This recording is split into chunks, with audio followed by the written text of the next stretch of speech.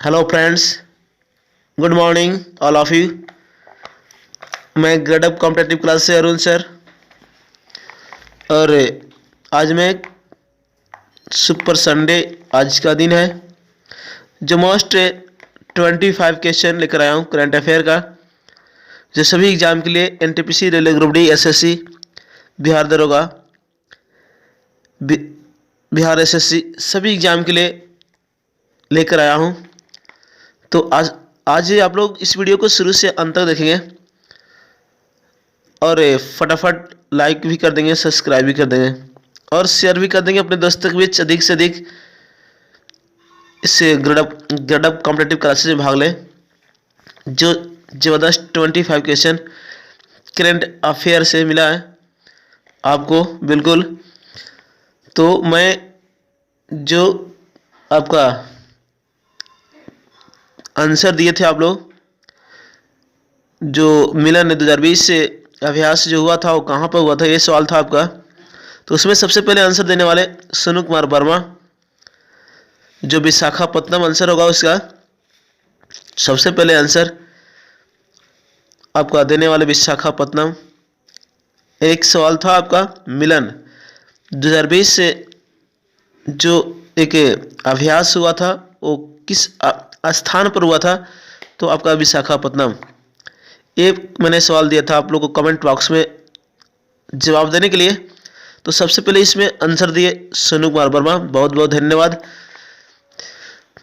तो आप लोग बने रहेंगे इसी तरह, और मैं आज आप लोग के बीच में एक क्वेश्चन लेकर आया हूं जो कमेंट बॉक्स में जवाब देने के लिए। तो जो सबसे पहले जवाब देंगे उसका मैं नाम लूँगा, और साथ में आंसर देने वाले लोकेश कुमार, प्रियंका कुमारी, विवेक यादव, सभी को thank you so much answer देने के लिए। तो आज जो मैं करंट अफेयर लेकर आया हूँ 25, जो एक तरह से आपको पढ़ाया गया है, एक तरह से रिवीजन के रूप में मिलेगा आपको। तो इस वीडियो को शुरू से अंत तक देखेंगे और फटाफट लाइक भी कर देंगे और शेयर भी कर देंगे। और जो हमारे YouTube channel grade up competitive classes पर जो नए जुड़ेंगे वो सब्सक्राइब कर देंगे, ताकि आपको नोटिफिकेशन मिलते रहे और जो भी मैं वीडियो बनाऊं आप लोग के पास पहुंच जाए। बिल्कुल, और मैं एक जो आपको ग्रेड अप कॉम्पिटेटिव क्लासेस की ओर से आपका 12 नवंबर 2020 को एक मंथली टेस्ट रखा गया है, जो ऑफलाइन क्लासेज यानी गो ग्रेड अप कॉम्पिटेटिव क्लासेज गो, आपको वहाँ पे आकर संपर्क कर सकते हैं, उसमें आप भाग ले सकते हैं। जी बिल्कुल।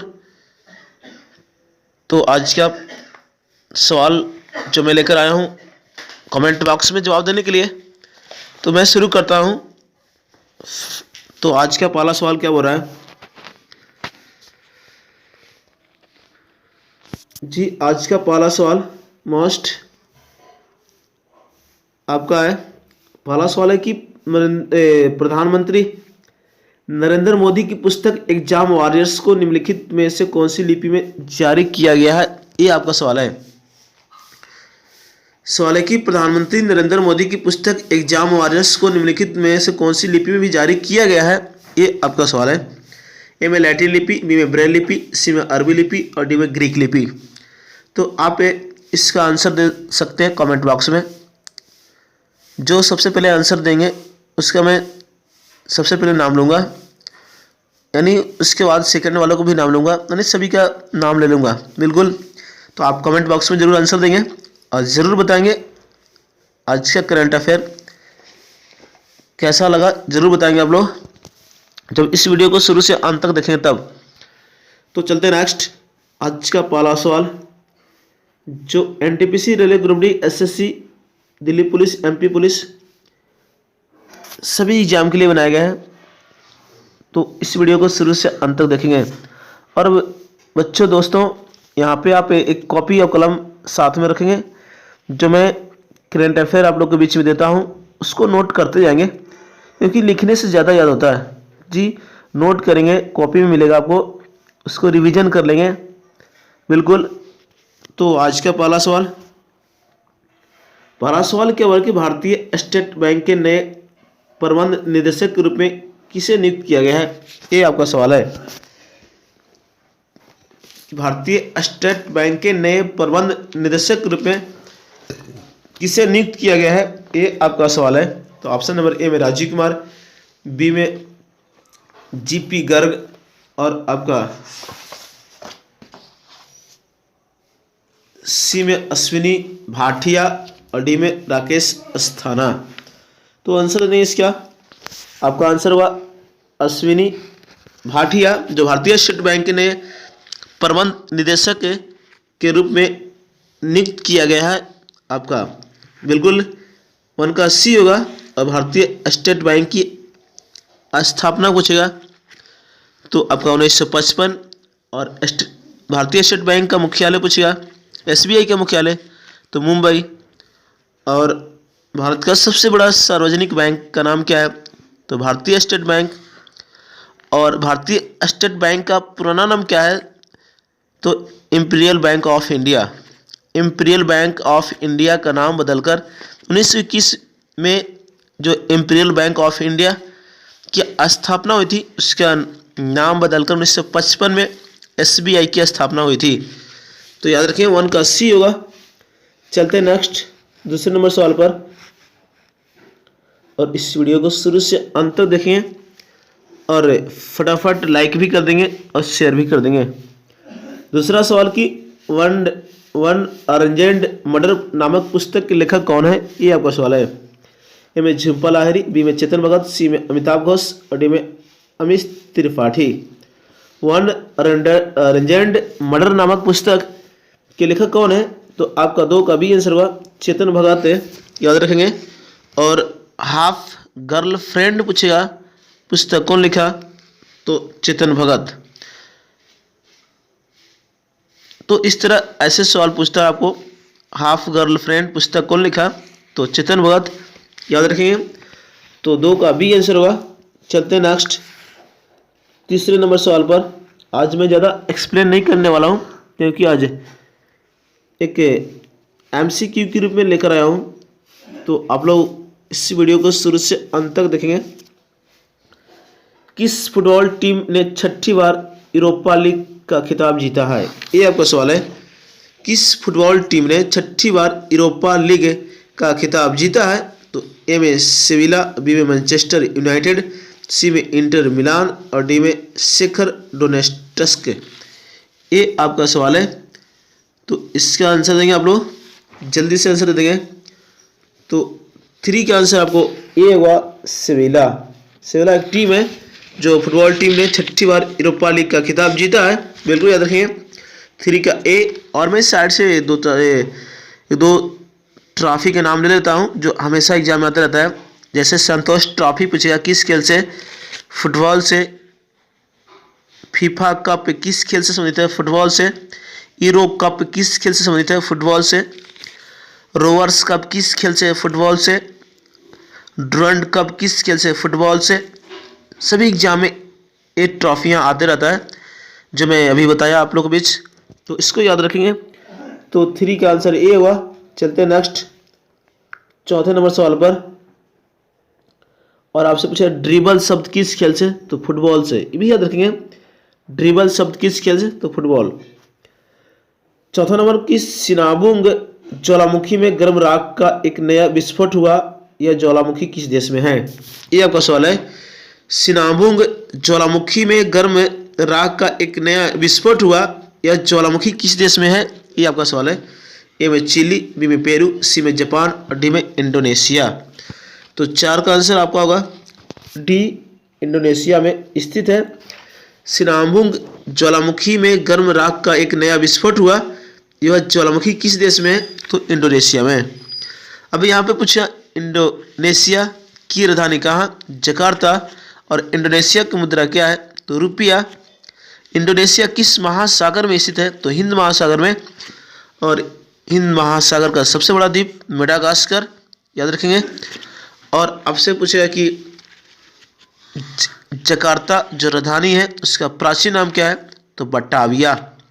तो इस तरह याद रखेंगे। 4 का डी होगा इंडोनेशिया। चलते हैं नेक्स्ट 5वें नंबर सवाल पर। फटाफट इस वीडियो को आप लोग लाइक कर देंगे, सब्सक्राइब भी कर देंगे और शेयर भी कर देंगे अपने दोस्तों के बीच।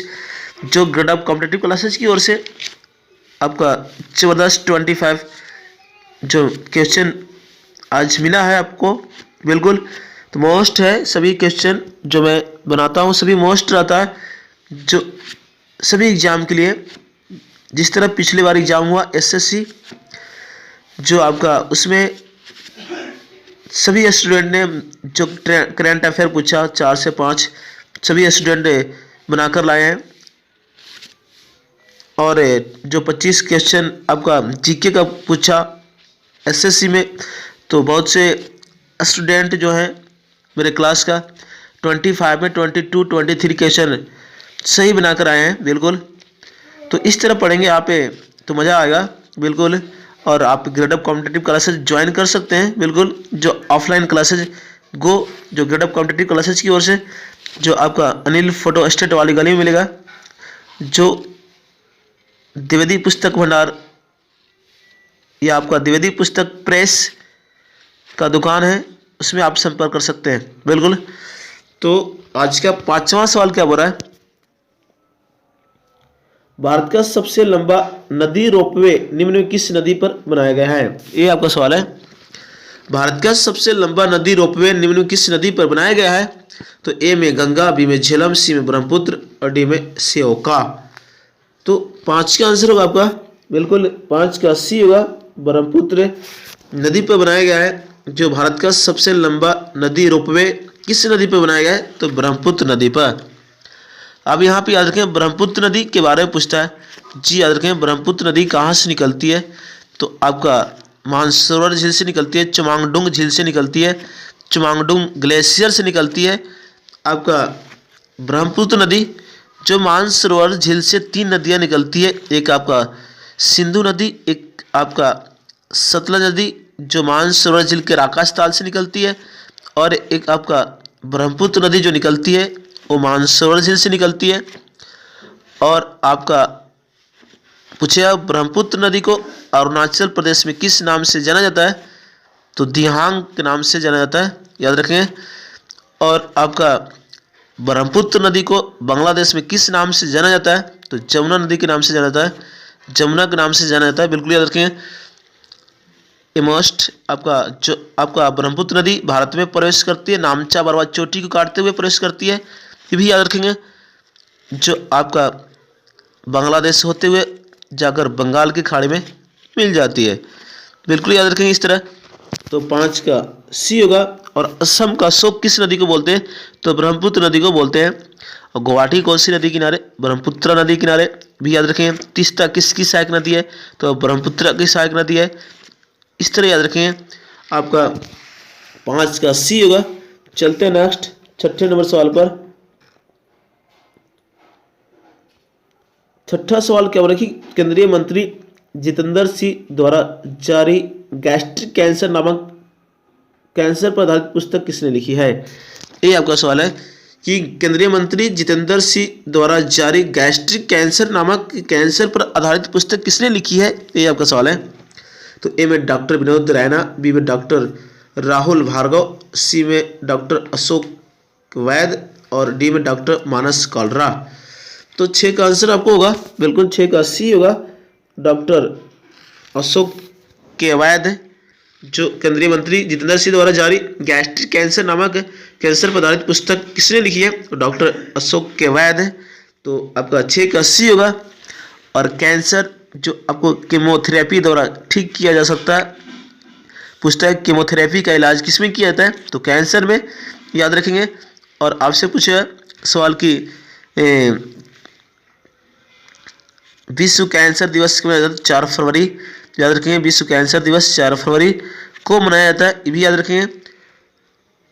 और आपका कोबाल्ट 60 एक पूछता है सवाल, कोबाल्ट 60 का प्रयोग किस में किया जाता है? तो कैंसर किस शिकाय में किया जाता है, बिल्कुल याद रखें। तो कैंसर के इलाज में किया जाता है कोबाल्ट 60 का प्रयोग। तो 6 का सी होगा। चलते हैं नेक्स्ट 7वें नंबर सवाल पर। 7वां सवाल क्या बोल रहा है कि भारत के सबसे लंबी नदी रोपवे राजमार्ग का उद्घाटन भारत के किस राज्य में किया गया? है, ये आपका सवाल है। जस्ट मैंने पिछले क्वेश्चन पर बताया। बिल्कुल, भारत के सबसे लंबी नदी रोपवे राजमार्ग का उद्घाटन भारत के किस राज्य में किया गया है, ये आपका सवाल है। तो ए में हिमाचल प्रदेश, बी में असम, सी में उत्तराखंड, डी में अरुणाचल प्रदेश। तो आपको मालूम होगा, जस्ट मैंने बताया कि आपका जो ब्रह्मपुत्र नदी पे बनाया गया है, तो ब्रह्मपुत्र नदी जो असम का अशोक बोलते हैं, तो 7 का सी होगा असम। जी बिल्कुल, असम में आपका बनाया गया है।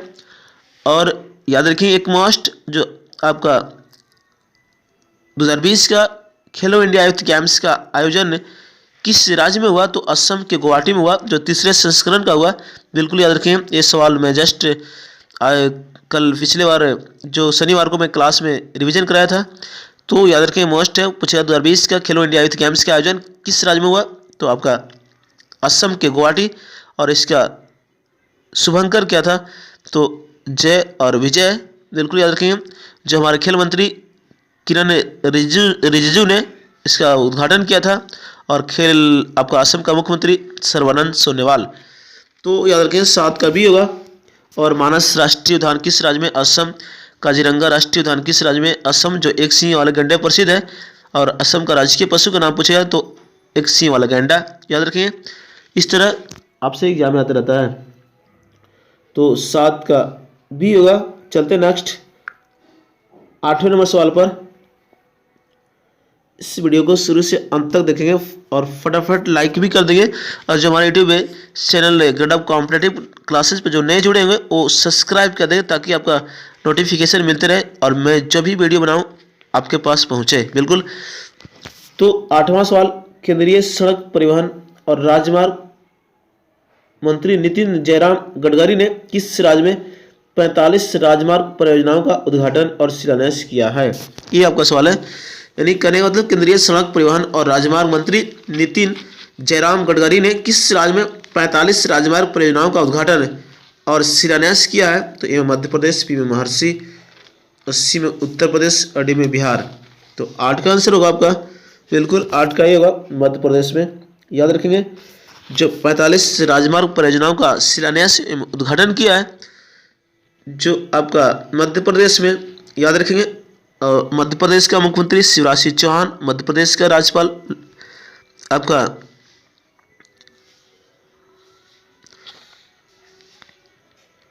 मध्य प्रदेश का मुख्यमंत्री जो आपका शिवराज सिंह चौहान, याद रखेंगे। और मध्य प्रदेश का राज्यपाल पूछेगा आनंदीबेन पटेल। तो 8 का ए होगा। जो आपका केंद्रीय मंत्री पूछेगा, भारत का केंद्रीय सड़क मंत्री कौन है, तो नितिन जयराम गडकरी, जो मध्य प्रदेश में से आपका शिलान्यास किया 45 राजमार्ग। बिल्कुल, और पूछिए आपसे, पेंच राष्ट्रीय उद्यान किस राज्य का, मध्य प्रदेश। बांधवगढ़ राष्ट्रीय उद्यान किस राज्य का, तो मध्य प्रदेश। माधवगढ़ राष्ट्रीय उद्यान किस राज्य का, मध्य प्रदेश। इस तरह ऐसे याद रखेंगे, आपका जो सवाल बनता है पूछता है परीक्षा में, बिल्कुल इस तरह याद रखेंगे। तो आज ज़्यादा मैं एक्सप्लेन नहीं करने वाला हूँ, क्योंकि आपका 25 क्वेश्चन है और आज सुपर संडे है, इसकी वजह से मैं ज़्यादा एक्सप्लेन नहीं करूँगा। तो 8 का ए होगा। चलते नेक्स्ट आपका 9वें नंबर सवाल पर। और मध्य प्रदेश के बारे में पूछिएगा आपसे सवाल कि जो वन स्थिति रिपोर्ट 2019 जारी हुआ, उसमें सर्वाधिक वन वाला राज्य तो मध्य प्रदेश। अब वृद्धि वाला राज्य पूछेगा, सर्वाधिक वृद्धि वन किस राज्य में हुआ, तो कर्नाटक, जो वन स्थिति रिपोर्ट 2019 के अनुसार। तो 9वें सवाल। और मिजोरम के मध्य प्रदेश के बारे में क्या पूछा आपसे कि क्षेत्रफल की दृष्टि से दूसरा सबसे बड़ा राज्य कौन सा है, तो मध्य प्रदेश। 9वां सवाल क्या बोला कि विश्व स्वास्थ्य संगठन ने अफ्रीका को निम्नलिखित में से किस बीमारी से मुक्त घोषित किया है, ये आपका सवाल है। तो ए में यक्ष्मा, बी में पोलियो, सी में सिरोसिस, डी में रूबेला। तो जल्दी से इसका आंसर होगा आपका 9 का बी होगा, पोलियो से मुक्त किया है। बिल्कुल, विश्व स्वास्थ्य संगठन ने WHO ने जो आपका अफ्रीका को किस बीमारी से मुक्त घोषित किया है, तो पोलियो। 9 का बी होगा। अब पोलियो जो प्रभावित करता है तंत्र को प्रभावित करता है, बिल्कुल याद रखेंगे। और आपका पूछेगा सवाल कि हाल ही में विश्व पोलियो दिवस मनाया गया 24 अक्टूबर को, भी याद रखेंगे। हाल ही में विश्व पोलियो दिवस जो मनाया गया आपका 24 अक्टूबर, बिल्कुल याद रखेंगे। और आपका विश्व स्वास्थ्य संगठन का मुख्यालय पूछेगा जेनेवा। और विश्व स्वास्थ्य संगठन दिवस कब मनाया जाता है? तो 7 अप्रैल को मनाया जाता है। तो 9 का बी होगा। चलते नेक्स्ट 10वें नंबर सवाल पर। 10वां सवाल क्या बोला कि बच्चों के लिए पहला समाचार पत्र द यंग माइंड्स किस राज्य में शुरू किया गया है? ये आपका सवाल है कि बच्चों के लिए पहला समाचार पत्र द यंग माइंड्स किस राज्य में शुरू किया गया है? ये आपका सवाल है। तो ए में तमिलनाडु, बी में असम, सी में कर्नाटक, डी में उत्तर प्रदेश। तो आंसर हुआ 10 का आपका, बिल्कुल 10 का बी होगा, असम में।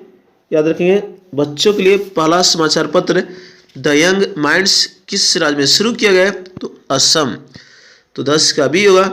और असम में याद रखेंगे आपका कि 2 से अधिक के बच्चों वालों को जो सरकारी नौकरी में वहाँ पे प्रतिबंध लगा दिया गया है। बिल्कुल जिसके 2 बच्चे से अधिक होंगे उनको सरकारी नौकरी में अवसर नहीं दिया जाएगा, ये घोषणा किया गया है आपका असम में। बिल्कुल याद रखेंगे। और आपका असम का मुख्यमंत्री पूछिएगा सर्बानंद सोनोवाल। और बिहू, बिछुआ, सत्रिया किस राज्य का लोक नृत्य है? तो असम। इस तरह याद रखेंगे। तो 10 का बी होगा। चलते नेक्स्ट 11वें नंबर सवाल पर। 11वां सवाल क्या होगा कि रेलवे बोर्ड का मुख्य कार्यकारी अधिकारी किसे नियुक्त किया गया है? रेलवे बोर्ड का मुख्य कार्यकारी अधिकारी किसे नियुक्त किया गया है? ये आपका सवाल है। ए में उषा पाधे, बी में हेमंत खत्री, सी में वीके यादव और डी में जीपी गर्ग। तो 11 का आंसर देंगे आप लोग। 11 का सी होगा आपका वीके यादव। जो रेलवे बोर्ड का मुख्य कार्यकारी अधिकारी किसे नियुक्त किया गया है? तो वीके यादव, विनोद कुमार यादव। बिल्कुल 11 का सी। और आपसे पूछेगा रेलवे भर्ती बोर्ड के अध्यक्ष भी पूछेगा तो विनोद कुमार यादव। और रेलवे भर्ती बोर्ड की स्थापना पूछेगा तो 1905। और रेलवे का राष्ट्रीयकरण 1950 में हुआ। और आपका रेलवे यानी आरपीएफ के महानिदेशक पूछेगा अरुण कुमार जी। बिल्कुल आरपीएफ के महानिदेशक अरुण कुमार जी, बिल्कुल याद रखेंगे इस तरह। तो आपका 11 का सी होगा। चलते नेक्स्ट 12वें नंबर सवाल पर। अभी तक जो इस वीडियो को लाइक नहीं किए लाइक कर देंगे फटाफट, शेयर भी कर देंगे अपने दोस्तों के बीच और सब्सक्राइब भी कर देंगे। जो इस चैनल पर जो नए जुड़े होंगे वो सब्सक्राइब कर देंगे ताकि आपका नोटिफिकेशन मिलते रहे, जो भी वीडियो बनाऊं आपके पास पहुंच जाए। बिल्कुल 12वां सवाल कि प्रधानमंत्री नरेंद्र मोदी ने भारत के किस शहर में पत्रिका गेट का उद्घाटन किया है? ये आपका सवाल है कि प्रधानमंत्री नरेंद्र मोदी ने भारत के किस शहर में पत्रिका गेट का उद्घाटन किया है? तो ए में मुंबई, बी में जयपुर, सी में बेंगलुरु, डी में देहरादून। तो 12 का आंसर होगा आपका जयपुर। याद रखेंगे जो आपका पिंक सिटी के नाम से जयपुर को बोलते हैं, जो आपका विश्व विरासत सूची में शामिल किया गया है। एक जो गुलाबी शहर बोलते हैं जयपुर को, बिल्कुल उसको आपका विश्व विरासत की सूची में शामिल किया गया है जयपुर, याद रखेंगे। और नरेंद्र मोदी जो भारत के 15वें प्रधानमंत्री हैं जो वाराणसी संसदीय क्षेत्र से निर्वाचित हैं। तो आपका किस शहर में पत्रिका गेट का उद्घाटन किया? तो जयपुर। याद रखेंगे जो राजस्थान की राजधानी है जयपुर। और राजस्थान का मुख्यमंत्री अशोक गहलोत, याद रखेंगे।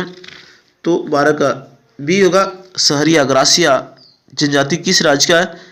तो राजस्थान का, बिल्कुल याद रखेंगे। तो 12 का बी होगा। और राजस्थान जो क्षेत्रफल की दृष्टि से सबसे बड़ा राज्य है, भी याद रखेंगे। क्षेत्रफल की दृष्टि से सबसे बड़ा राज्य राजस्थान।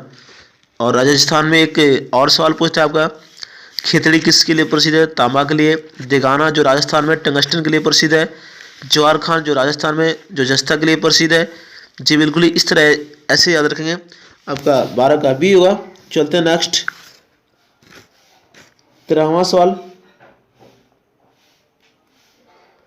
13वां सवाल क्या होगा कि कृषि रिसर्च के अनुसार भारतीय अर्थव्यवस्था में वित्त वर्ष 2020-21 में कितने प्रतिशत की कमी होगी? यानी कृषि रिसर्च के अनुसार भारतीय अर्थव्यवस्था में वित्त वर्ष 2020-21 में कितने प्रतिशत की कमी होगी, ये आपका सवाल है। ए में 7%, बी में 9% और सी में 10% और डी में 11%। तो 13 का आंसर आपका होगा बी होगा, 9% की कमी होगा आपको, बिल्कुल याद रखेंगे। जो क्रिसल रिसर्च के अनुसार जारी किया गया भारतीय अर्थव्यवस्था की 2020-21 का जो कोरोना वायरस के चलते भारत की अर्थव्यवस्था में गिरावट आई है, बिल्कुल 13 का बी होगा 9%। 14 नंबर चलेंगे नेक्स्ट जी। दोस्तों यहाँ पे इस वीडियो को शुरू से अंत तक देखेंगे, जो सभी एग्जाम के लिए बनाया गया है। आपका NTPC, railway group D, SSC, Bihar SSC, Bihar दरोगा, दिल्ली पुलिस, एमपी पुलिस, सभी एग्जाम के लिए बनाया गया है। 14 सवाल के बारे की 14वां कि प्रसिद्ध व्यक्तित्व डायना का निधन हो गया, वह क्या थी? तो ए में राजनीतिक, बी में सामाजिक कार्यकर्ता, सी में आपका एक्टर और डी में बिजनेस टाइकून। तो 14 का आंसर आपको होगा बिल्कुल है आपका डायना का निधन हो गया। 14 का आंसर बी होगा आपका सामाजिक कार्यकर्ता, ये आंसर होगा 14 का बी। चलते नेक्स्ट 15वें नंबर सवाल पर, और कमेंट बॉक्स में आप जरूर बताएंगे आज का जो करंट अफेयर चल रहा है 25, जरूर बताएंगे कमेंट बॉक्स में करंट अफेयर कैसा लगा। आप लोग को इस वीडियो को शुरू से अंत तक देखने के बाद जरूर बताएंगे कमेंट बॉक्स में। और कुछ त्रुटियां होती है, कुछ जो आंसर बाय मिस्टेक कभी होता है, तो आप जरूर कमेंट बॉक्स में बताएंगे कि इसका आंसर ऐसे होगा जी, जरूर बताएंगे आप लोग। तो 15वां सवाल क्या हो रहा है कि कर्नाटक में हुबली रेलवे स्टेशन का नाम बदलकर निम्नलिखित में किसके नाम पर रखा गया है? ये आपका सवाल है। कर्नाटक में हुबली रेलवे स्टेशन का नाम बदलकर निम्नलिखित में किसके नाम पर रखा गया है? ये आपका सवाल है।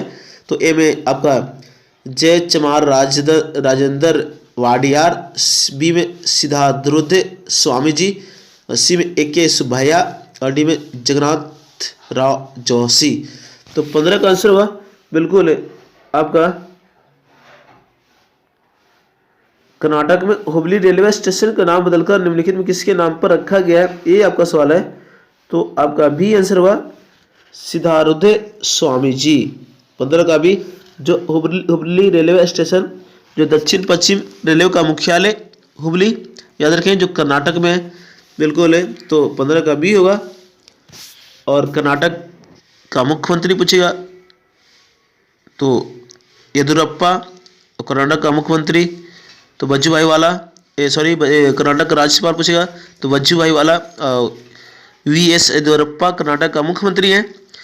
और आपका यक्षगान कुनिता करगा किस राज्य का लोक नृत्य है? तो आपका कर्नाटक, और कर्नाटक ने 18 जून 2020 को मास्क डे के रूप में मनाया। और बनेरघट्टा राष्ट्रीय उद्यान किस राज्य में? कर्नाटक। और आपका कैगा परमाणु संयंत्र किस राज्य में? कर्नाटक। इस तरह याद रखेंगे। तो 15 का बी होगा। चलते नेक्स्ट आपका 16वें नंबर सवाल पर।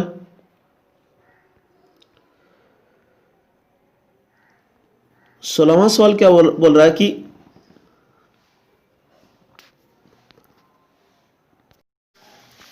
तो यहाँ पे चलेंगे हम लोग। जो पिछले एक क्वेश्चन आपका आंसर गलत हो गया होगा, तो उस पर हम लोग फोकस कर लेते हैं, फिर से रिवीजन कर लेते हैं। आपका पिछले सवाल 14 नंबर का फिर से देख लेंगे हम लोग। 14 सवाल क्या हो रहा है कि 14 नंबर सवाल था आपका कि प्रसिद्ध जो व्यक्ति तत्व डायना का निधन हो गया वह क्या थी? ये आपका सवाल था ना। तो 14 का सी होगा आपका एक्टर जी, याद रखेंगे। अभिनेत्री जो था आपका, अभिनेत्री थी, याद रखेंगे। जो आपका हाल ही में जो डायना का निधन हो गया वो अभिनेत्री से संबंधित थी। आपका 14 का सी होगा। जो पिछले बार में एक आंसर आपका गलत दे दिया था, तो उसको आप लोग सुधार लेंगे, फिर से रिवीजन कर लेंगे। 14 का सी। तो चलते हैं नेक्स्ट आपका 16 नंबर सवाल पर। 16वां सवाल क्या बोल रहा है आपका?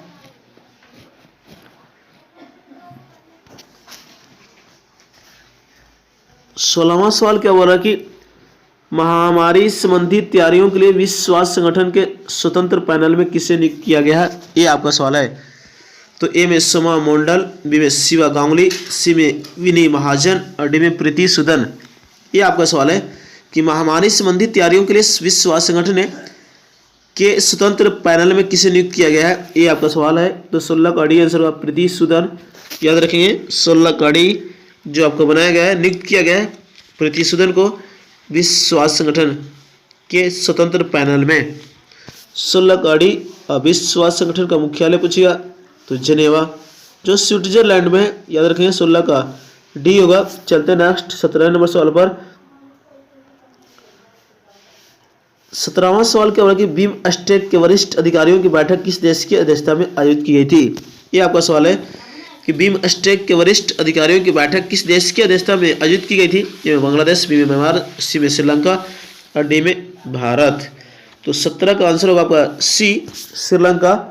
जो आपका हाल ही में जो बैठक हुआ, बिल्कुल याद रखिए, जो बिमस्टेक का उसमें उसकी अध्यक्षता कौन कर रहा है तो श्रीलंका कर रहा है, बिल्कुल याद रखिए। और बिमस्टेक में 7 सदस्य देश हैं, बिल्कुल याद रखिए। और बिमस्टेक की स्थापना 6 जून 1997 और बिमस्टेक का से मुख्यालय पूछेगा ढाका, बिमस्टेक का सचिवालय पूछेगा काठमांडू, इस तरह याद रखेंगे। तो आपका 17 का सी होगा। जो 2020 का जो बिमस्टेक का 5वां बैठक हुआ वो आपका श्रीलंका में हुआ। तो 17 का सी होगा। चलते नेक्स्ट 18 नंबर सवाल पर। 18वां सवाल क्या होगा कि हिमालय दिवस प्रत्येक वर्ष किस तिथि को मनाया जाता है। ये आपका सवाल है। तो ए में 8 सितंबर, बी में 9 सितंबर, सी में 10 सितंबर और डी में 11 सितंबर। तो 18 का आंसर होगा आपको हिमालय दिवस प्रत्येक वर्ष से किस तिथि को मनाया जाता है तो 9 सितंबर को मनाया जाता है, याद रखेंगे। जो मोस्ट आपका है जो 8 सितंबर पूछिएगा, विश्व साक्षरता दिवस 8 सितंबर को मनाया जाता है। तो 18 का बी होगा हिमालय दिवस जो प्रत्येक 9 सितंबर को मनाया जाता है।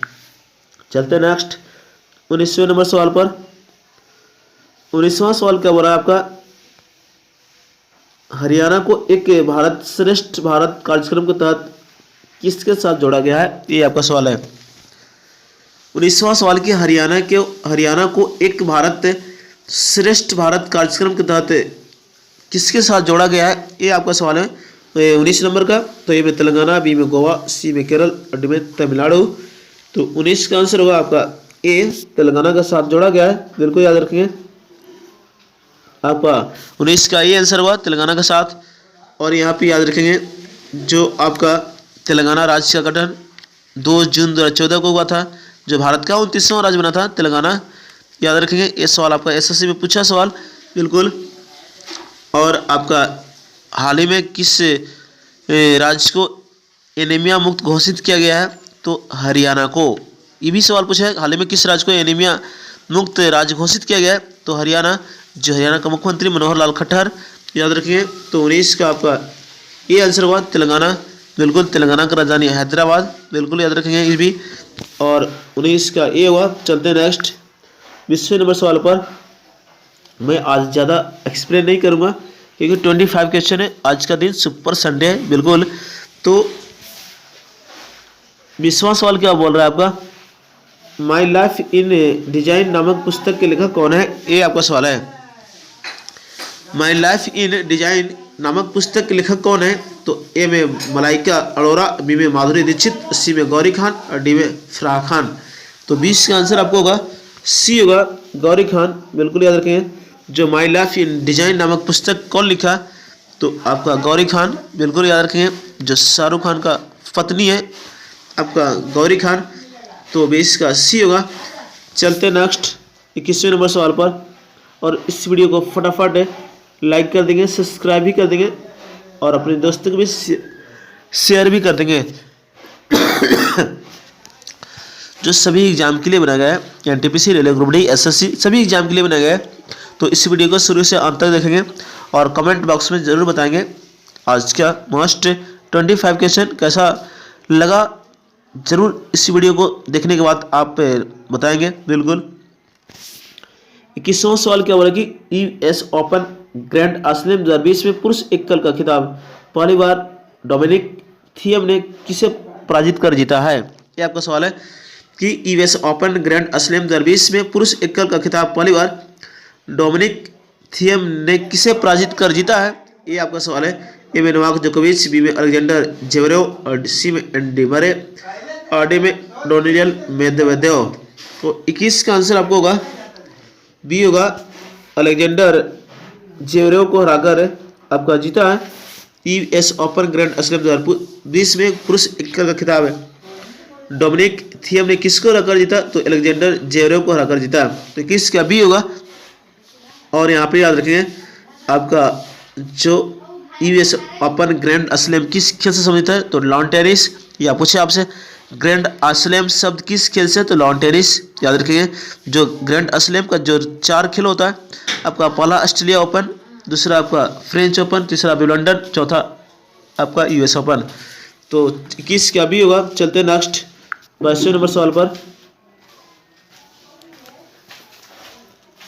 22वां सवाल क्या होगा कि शतरुंजी और भादर बांध किस राज्य में अवस्थित है? ये आपका सवाल है। शतरुंजी और भादर बांध किस राज्य में अवस्थित है? तो ऑप्शन नंबर ए में मध्य प्रदेश, बी में गुजरात, सी में तमिलनाडु और डी में कर्नाटक। तो 22 का आंसर होगा आपका बी होगा, गुजरात में जो आपका स्थित है शतरुंजी और भादर बांध किस राज्य में? तो गुजरात। और गुजरात का मुख्यमंत्री विजय रूपाणी। याद रखेंगे। और आपसे पूछे कि गरबा डांडिया किस राज्य का लोक नृत्य है? गुजरात।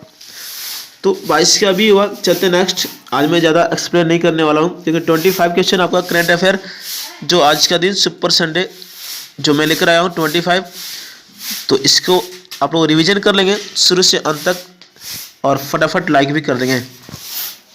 तो 22 का भी। चलते हैं 23वें नंबर सवाल पर। 23वां सवाल क्या बोल रहा है कि एसएनडीपी ग्लोबल रेटिंग्स से चालू वित्त वर्ष 2020-21 में भारतीय जीडीपी में कितने % की किस संकुचन की अनुमान लगाई है? ये आपका सवाल है कि एसएनडीपी ग्लोबल रेटिंग ने चालू वित्त वर्ष 2020-21 में भारतीय जीडीपी में कितना % संकुचन की अनुमान लगाई है? तो ए में आपका 6.6%, बी में 7.8%, और सी में 9% और डी में 11.2%। तो 23 का आंसर आपको होगा सी होगा आपका 9%। याद रखेंगे जो आपका चालू वित्त वर्ष 2020-21 में अनुमान लगाया गया है जो कोरोना वायरस के चलते जो भारत की आपका जीडीपी में गिरावट आया है बिल्कुल। तो 23 का सी होगा। चलते नेक्स्ट 24वें नंबर सवाल पर।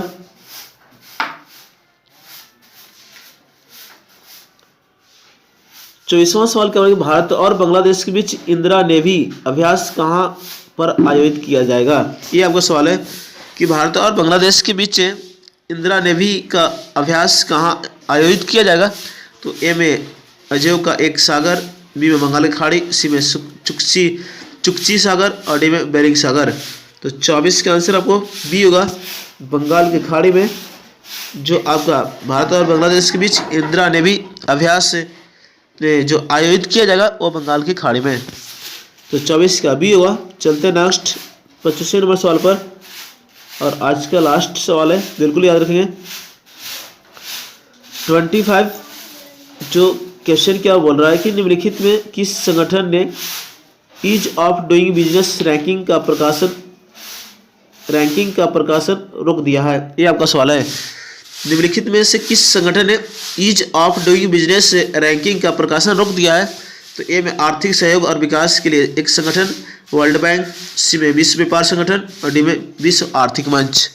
तो आपका आंसर होगा 25 का विश्व बैंक यानी वर्ल्ड बैंक जो आपका 2020 में जो ease of doing business ranking पर रोक लगा दी है। बिल्कुल याद रखेंगे जो पिछले बार ईज ऑफ डूइंग बिजनेस में पहला देश न्यूजीलैंड, भारत का स्थान 63वां, याद रखेंगे। और आपका पूछता है सवाल वर्ल्ड बैंक का मुख्यालय वाशिंगटन डीसी, वर्ल्ड बैंक की स्थापना 1945। और आपसे पूछेगा कि वर्ल्ड बैंक का अध्यक्ष कौन है? David Malpass. और आपसे क्या पूछेगा कि भारत का कौन सी जो 2020 में जो ईज ऑफ डूइंग बिजनेस में प्रथम स्थान? तो आंध्र प्रदेश, दूसरा उत्तर प्रदेश, बिल्कुल याद रखेंगे, और तीसरा तेलंगाना। तो आपका इस तरह 25 का आंसर जो किस संगठन ने ease of doing business ranking का प्रकाशन रोक लगा दिया है? तो वर्ल्ड बैंक होगा यानी विश्व बैंक होगा। तो 25 का बी। तो आज का 25 क्वेश्चन में लेकर आया जो मस्ट सभी एग्जाम के लिए बनाया गया, आपका बनाया गया सभी एग्जाम के लिए बनाया गया था। आपको SSC, NTPC, railway group D, SSC सभी एग्जाम के लिए बनाया था। तो इस वीडियो को आप शुरू से अंत तक देखेंगे और ज़रूर बताएंगे आज का 25 क्वेश्चन करंट अफेयर कैसा लगा, जरूर बताएंगे। और नेक्स्ट डे में मंडे को लेकर आऊँगा करंट अफेयर। बिल्कुल जब भी देखेंगे वीडियो को तो शुरू से अंत तक देखेंगे। और जो लास्ट तक जो लाइक नहीं किए वो लाइक भी कर देंगे फटाफट, शेयर भी कर देंगे अपने दोस्तों के बीच। और जो हमारा यूट्यूब चैनल ग्रेडअप कॉम्पिटिटिव पर नए जोड़ेंगे वो सब्सक्राइब कर देंगे ताकि आपका नोटिफिकेशन मिलते रहे। तो आज का मोस्ट 25 जो ग्रेडअप कॉम्पिटिटिव क्लासेस की ओर से मिला जरूर बताएंगे कमेंट बॉक्स में। और मैं एक सवाल दिया हूँ उसका आंसर भी देंगे कमेंट बॉक्स में, जो फर्स्ट ही में आपको आंसर एक क्वेश्चन में दिया हूँ, तो ज़रूर बताएंगे। तो फिर नेक्स्ट डे मिलते हैं, तब तक के लिए आज का दिन आप लोग के लिए मंगलमय हो। सुपर संडे आज का दिन है, तो आज का दिन आपके लिए आप लोग के लिए मंगलमय हो। तब तक के लिए आप लोग से विदा लेता हूँ। जय हिंद, जय भारत, जय ग्रेडअप कॉम्पिटिटिव क्लासेस, जय बिहार।